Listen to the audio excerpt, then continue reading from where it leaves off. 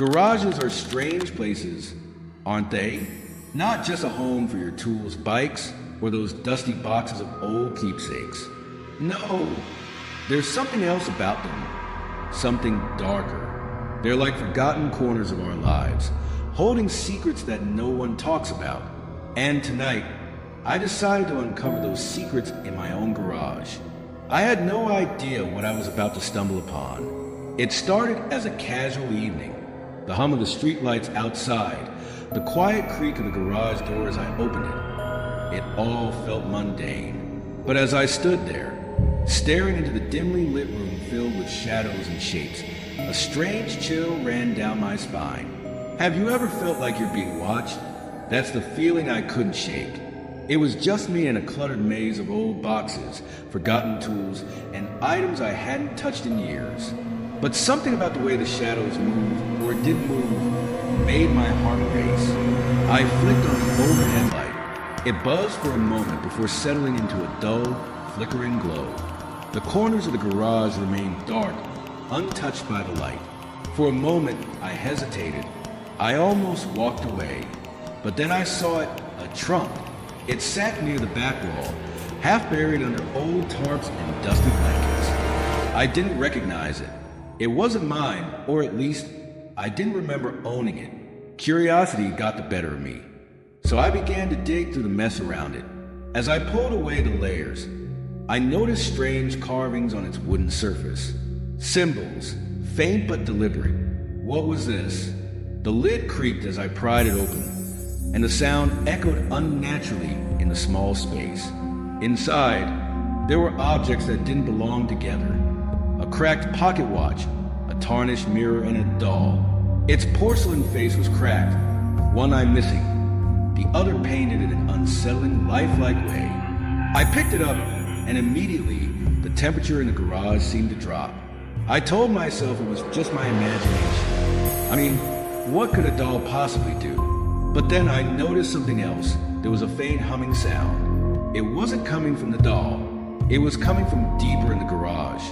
I turned toward the source of the sound, my flashlight cutting through the darkness. The beam landed on a tall cabinet I hadn't opened in years.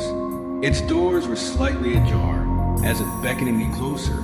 With each step, the humming grew louder, more insistent. My hands shook as I reached out to open the doors. Inside, I found nothing, just empty shelves and a faint, musty smell. I sighed in relief, thinking I'd imagined it all. But as I turned to leave, something brushed past my arm. I froze. "Hello," I called out, my voice trembling. No answer, just the stillness of the garage. And then I saw it, the book. It was lying on the floor, right where I'd been standing moments ago. Its leather cover was aged and cracked, and the edges of its pages were blackened as if scorched by fire. I didn't remember seeing it before, but I was certain it hadn't been there when I started. Against my better judgment, I picked it up. The moment I touched it, the humming returned, louder this time, almost a chant.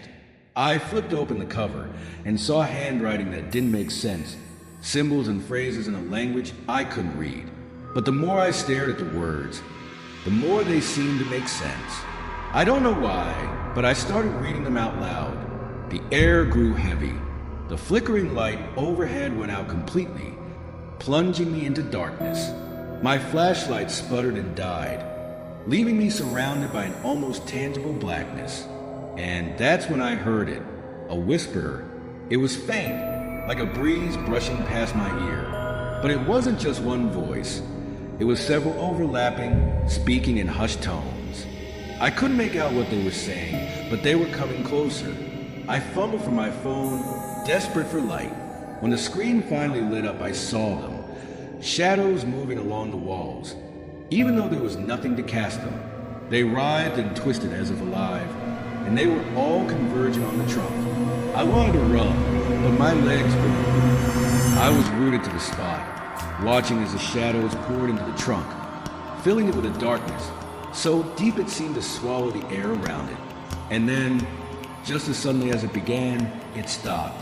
The garage was silent. The shadows were gone. The book lay at my feet, its pages blank as if mocking me. The trunk was closed again, the carvings glowing faintly before fading into nothingness. I don't know what happened that night. I don't know what I unleashed or if it ever truly left. But one thing is certain. I'm never opening that trunk again. And my garage, I locked it permanently. So, the next time you step into your own garage, pay attention to the shadows. You never know what might be watching or waiting for you to notice.